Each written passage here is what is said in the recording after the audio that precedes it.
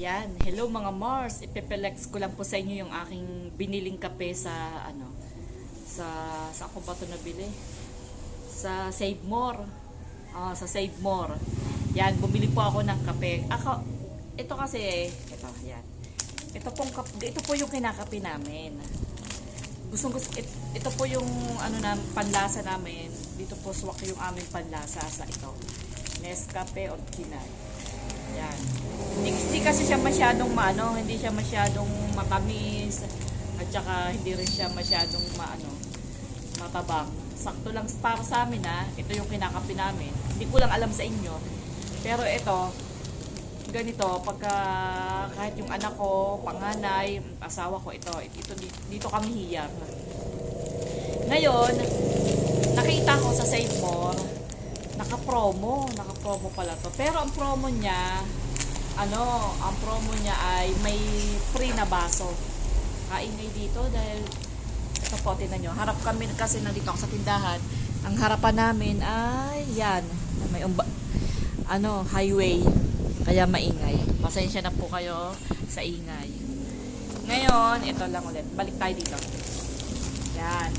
Ito po ay naka-promo. Ngayon, ang promo po niya, wala po siyang discount. Pero may free. Alam nyo ako, mahilig ako sa mga ganon. Pagka bukod sa discount, meron akong free. Gusto ko may free. Yan. Sinasamantala ko yung mga ganon. Yan. Ito yan.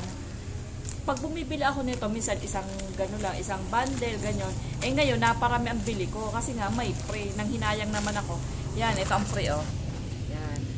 Yan ang free. Hindi makita, wait lang. Yan, ito ang free. Pag bumili ako ng ganito, 2, 4, 6, 8, 10, 10 ganito, may free na baso. Ang ganda ng baso, makapal. Total, lagi naman akong bumibili ng ganyang kape. Di ba, dinagdagan ko na kasi may free nga. Yan may free. Ang ganda. Ay, lagi naman akong bumibili ng ganyan.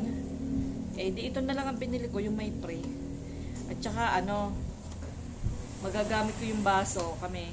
3 binili ko na ganito. Ayan. Yan. 3 ang binili ko. Ito pa, tatanggalin ko rin. Ito, sa asawa ko, ito sa anak ko, at saka, ito naman ang sa akin. Magkano pag bumili ng baso? Sayang. Total, bumibili naman ako ng kape. Pinili ko na lang yung may free, diba? Nalaglag. Yan, ganyan po ako. Mahilig po ako sa mga discount at saka sa mga promo. Yan, mahilig akong pagka may nakita ako na may mga free, halimbawa baso, tas ganun din naman ang presyo. Di yun ang binibili ko. Mas pinipili ko yun. May pakinabang pa kaysa naman sa bibili ako ng regular price. At saka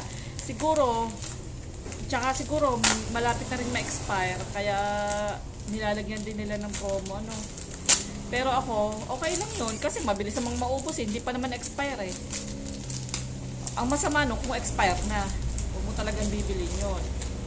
Hindi pa naman expire. Tsaka ito, mabilis lang sa amin. Sandali lang sa amin ang kape. Kasi sa umaga, nagkakape kami. Ilang kami? 3. Di 3 ng kape. Tapos sa hapon, bandang mga alas 4 o alas 3, ayun, nagkakape na naman kami. Di 6. Na ganito. Sandali, ilang araw lang to sa amin. Tapos, bukod pala dito, yun, kaping barako. Yun, meron akong kaping barako dyan. Kaya pag nananawa kami sa kaping barako, ito naman ang aming kinakape. Yun. Yun lang. Kasi yan, na-i-flex ko lang po pala kasi nga, natutuwa lang ako kasi may baso na kasama. Yan. Madalas ako ganyan sa mga, halimbawa, sa noodles, sa mga pansit canton, kapag may mga pre na, halimbawa, may mga pre na tasa, yung ganyan, plato, yan. Ayun ang binibili ko. Tapos, kahit sa yung sa mga shampoo, yung 10 plus 1 o kaya 11 plus 1 sa mga conditioner. Yan, ganun ang binibili ko. Mahilig ako sa mga promo-promo kasi 'di ba practical oh. Ganun din kaysa bibili ka naman ng regular price, eh di ang bilhin mo na lang yung naka-promo. Oh, at least may pakinabang pa, magagamit mo tsaka makapal yung baso, 'di ba? Ayun lang po. Salamat po.